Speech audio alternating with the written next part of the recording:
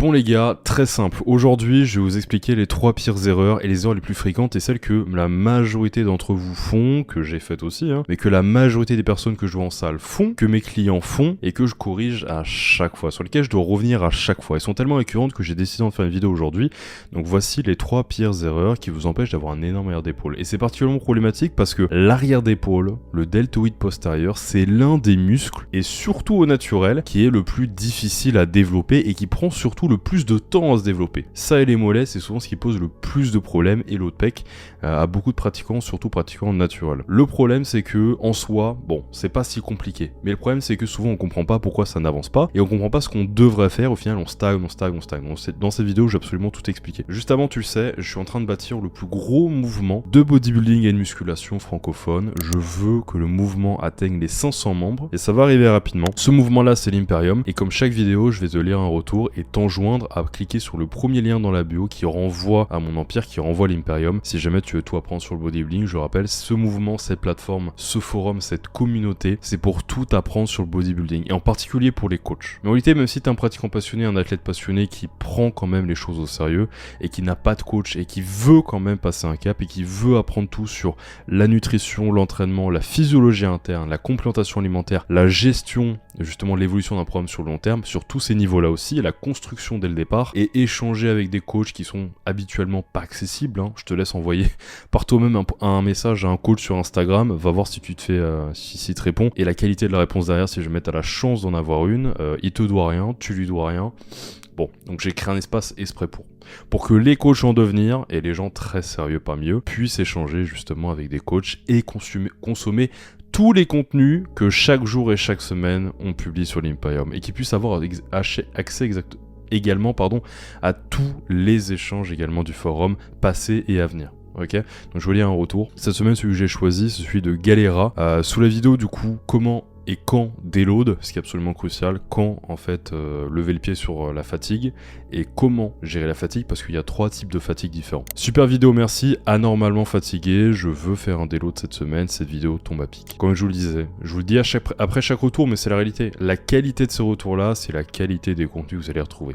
Et ce qui est vraiment intéressant, c'est la grande diversité de tous les acteurs au sein de l'Imperium, ceux qui sont experts en physiologie interne, en contest prep, en prise de masse, en coaching lifestyle, il y a tout le monde.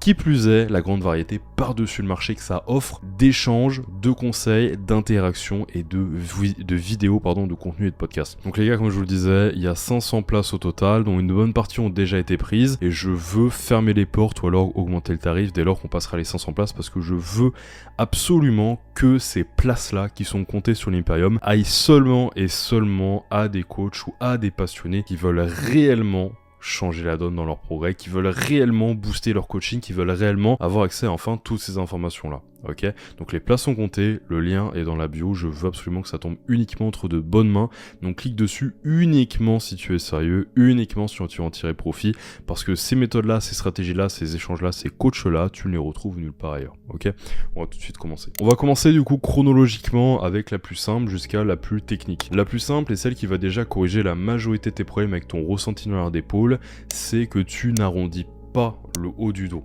Le problème, c'est qu'il faut vraiment que tu aies les scapulas décompressés, que tu aies le haut du dos à plat pour éviter justement toute rétraction scapulaire qui va solliciter davantage les trapèzes et les muscles de la chaîne du haut du dos. Le problème, c'est que l'arrière d'épaule, c'est un muscle où on a souvent envie de compenser. C'est naturel, le corps, il veut servir de ce qui est fort, de ce qui est en place et pas de ce qui est difficile. Nous, en musculation, on veut travailler des muscles, donc dans beaucoup de cas, on va lui demander de faire un mouvement et de consciemment ne pas se servir de ce qui voudrait se servir, et donc forcément on va rendre difficile le mouvement, on va aller à l'opposé de notre corps, et en fait le rendre difficile, c'est pas ce qu'il veut évidemment. Lui il cherche la facilité, lui il est encore dans la nature, lui il est encore en train de grimper aux arbres et de courir, de courir pour pas qu'il y ait un tigre qui l'attrape. Donc le principal problème, c'est qu'il ne veut pas il veut la facilité, il ne veut pas la complexité. Mais nous on veut la complexité, nous on veut que quand on va faire l'arrière d'épaule, il n'y ait pas cette rétraction scapulaire qui va trop nous faciliter la tâche, qui va pas beaucoup développer notre arrière d'épaule, parce qu'il y a trop les trapèzes, le muscle voisin est beaucoup plus fort, qui vont rentrer dans le mouvement. Donc nous on veut qu'il y ait ce mouvement là de simplement l'arrière d'épaule et pas de rétraction scapulaire. Donc première chose, n'écoute pas ton corps et astreins-toi au mouvement, donc force-toi à arrondir le haut du dos. Deuxième erreur, celle-ci elle est très fréquente aussi, c'est que tu as une trop grande amplitude, que tu cherches à trop étirer et derrière à recontracter et parfois même trop loin là aussi. Que ce soit sur l'étirement ou la contraction, il y a souvent des problèmes du coup avec l'amplitude. Or, t'as pas à avoir une énorme amplitude avec l'air d'épaule. J'ai déjà fait une vidéo sur Instagram où j'expliquais, biceps trop gros, je vais m'aller sortir, où j'expliquais comment faire l'arrière d'épaule correctement et souvent dans le pec deck, c'était l'exercice que je prenais comme exemple, c'est juste ça le mouvement. Vous voyez ? C'est juste ça, il n'y a pas besoin d'aller surétirer forcément, ni d'aller contracter trop loin, parce que contracter trop loin, c'est risquer justement de casser son arrondi du dos et sa rotation interne pour aller ouvrir la poitrine et solliciter les trapèzes, comme j'ai dit dans le point précédent, et également surétirer, c'est aussi un risque de perdre la position, justement de commencer à recruter la scapula et de risquer de la rétracter sur la face positive. Alors l'épaule n'a pas besoin d'une grande amplitude, ok, comme beaucoup de faisceaux de l'épaule, comme les deux autres faisceaux d'ailleurs, élévation latérale, il n'y a pas besoin d'aller surétirer derrière, c'est idiot, il n'y a pas besoin. Après on peut le contracter aller très haut, mais je veux dire même là il n'y a pas besoin d'aller chercher derrière la tête, tu vois. Tu peux travailler sur la portion justement très raccourcie du delto ici, mais il n'y a pas besoin d'aller derrière, et tu as besoin de forcément aller chercher à l'étirer grandement avec l'élévation latérale, que ce soit haltère ou poulie, en allant chercher derrière, juste ici ça suffit largement. Donc le frontal c'est pareil, et le postérieur c'est pareil. Donc ça il faut vraiment le comprendre. L'amplitude à pas être colossale, ok. Concentrez-vous sur qu'est-ce qui vous donne un bon ressenti. Ok, et évitez justement trop d'amplitude parce que ça soit dans l'étirement ou dans la contraction, vous allez risquer de mettre en jeu un mouvement d'omoplate et donc les trapèzes. Ok. Troisièmement, je dis c'est rapide, on enchaîne parce que c'est simple et c'est vite réglé. Troisièmement, celui-là est un peu plus technique, tu ne tires pas assez profit du guidé, ton exécution empathie. Ok. Alors ça c'est très important, le guidé, en tirer davantage profit parce que bien souvent, comme je vous l'ai dit, c'est une petite amplitude dans laquelle on reste dans un axe et au final si je viens compenser en déviant mon bras, en allant chercher une plus grande amplitude, en manquant de stabilité, en détériorant, parce que c'est dur pour certains d'avoir ce verrou mental là sur les fins de série, même si ça vient avec le temps. Ce verrou mental là dont je parle, c'est de justement pas chercher à compenser avec quoi que ce soit, notamment les trapèzes. Si ça c'est dur au fil de la série, bah en fait prendre une poulie et un bras comme ça en rotation interne en prise pronation, ou alors un pec deck en pronation, ou alors une machine pour un face pull, bah justement ne pas le faire, ça vous prive d'avoir justement au fil des reps, au fil de la série, au fil de la séance, un maintien plus facile de la bonne exécution et donc d'un bon ressenti. Et ça, beaucoup trop de personnes ne le comprennent pas. Ils finissent leur séance après le dos ou après les pecs et ils font l'arrière d'épaule, ou alors à la fin d'une séance épaule, ce qui n'est pas un souci, mais ils le terminent avec des exos libres. Et c'est pas un problème non plus, mais le problème c'est que si ça crée justement un problème dans le ressenti, dans le recrutement, dans le placement, et bien là il vaut mieux passer à du guidé, parce que là au moins t'as plus qu'à penser à garder l'amplitude et à faire le mouvement plutôt que t'es avec tes haltères et tu risques de compenser comme n'importe quoi, et potentiellement t'es pas bien stable parce que tu le fais buste penché, ou alors appuyé contre un banc et le banc est trop large. Donc tirez-en le maximum, parce que si vous avez accès à du bon matos, bah servez-vous-en en fait. Vous dites pas je suis un bodybuilder, j'ai vu Branch Warren, il faisait des oiseaux haltères comme un bourrin que aux haltères, il touche pas aux machines. On s'en fout, si t'as des bonnes machines pour l'air d'épaule, prends-les. Si t'as une bonne poulie pour faire les oiseaux, prends-la. Si t'as un bon pec deck inversé, prends-le. Je trouve que le ressenti est vachement important sur les muscles qu'on a du mal à développer. Quand je disais l'arrière d'épaule, les mollets, le haut de pec, sur ces muscles-là qu'on a du mal à développer, prioriser le ressenti et quand même la charge et quand même l'intensité, etc. Mais vraiment mettre le ressenti davantage au cœur du travail, encore plus que les muscles sur lesquels on avance vite, est vraiment important et peut vraiment changer la donne. Et surtout l'air d'épaule, un muscle qu'on a besoin vraiment d'isoler. Si vous le sentez bien, c'est nickel. Gardez votre amplitude elle est propre à vous.